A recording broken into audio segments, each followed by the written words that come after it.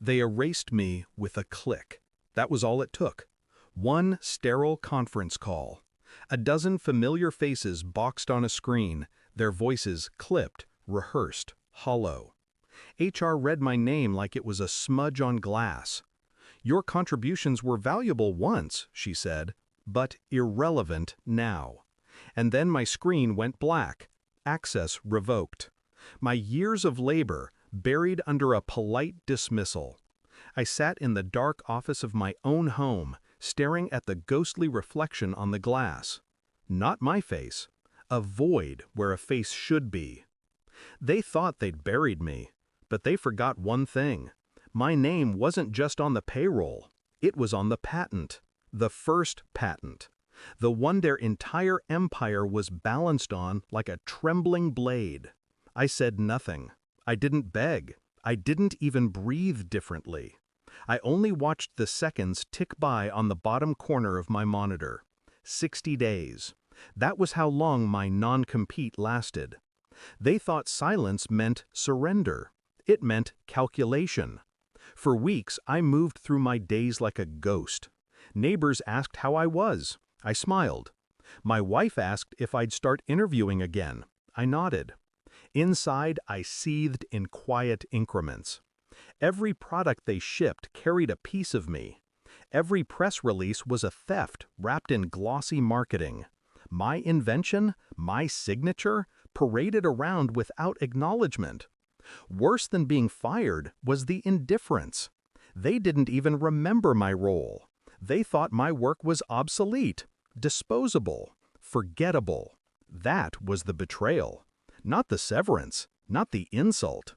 The deliberate erasure of my existence. But erasure leaves traces. Patents are forever. And I knew something they didn't.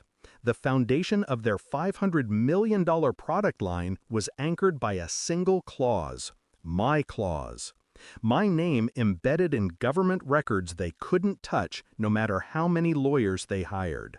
They thought I was finished, but I was counting days. Each morning I logged the countdown in my notebook. 1 line per day. Black ink. Neat, controlled. I studied them from the shadows. Quarterly reports, stock fluctuations, supply chain whispers. I knew exactly how much they made from my invention. I knew how fragile their pipeline was.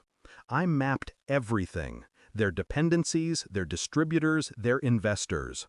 Quietly, surgically. Meanwhile, I played my role. The silent casualty. The man licking his wounds. I let them believe I was broken. Inside, I sharpened every edge of my anger into precision. Day 47. I contacted a lawyer. He smiled when I laid the documents in front of him. "They don't know what's coming," he said. Day 52. I heard one of their executives on a podcast laughing about innovation. He said my name wrong, as if it barely registered in his memory. Day 59. I didn't sleep. My pen hovered over the last line of my notebook. One more day. Day 61 arrived with silence. I sat at my desk at 9 a.m., coffee untouched, when the email draft became a letterhead. My lawyer's words were exact, merciless. Cease and desist. My signature closed it. My name, the one they erased, stamped itself back into their world like a scar they couldn't remove. By noon, production halted. Machines shut down. Distributors froze shipments. Customers flooded hotlines with anger. I didn't call them. I didn't need to. Their panic was a language I understood without hearing it. Inside their boardroom, I imagined the faces that had once dismissed me, now pale with disbelief. Someone must have said, "How did we forget?" I pictured their silence. The same silence they left me with. Only now, it was theirs. The first call from them came on day 63. I let it ring. On day 64, they offered a settlement. Too small. I declined without a word. By day 67, their stock had cratered. 47 million gone in a week. On day 69, the CEO himself left a voicemail. His voice shook when he said my name, finally pronounced correctly. He begged to make things right. I deleted it. They wanted negotiation.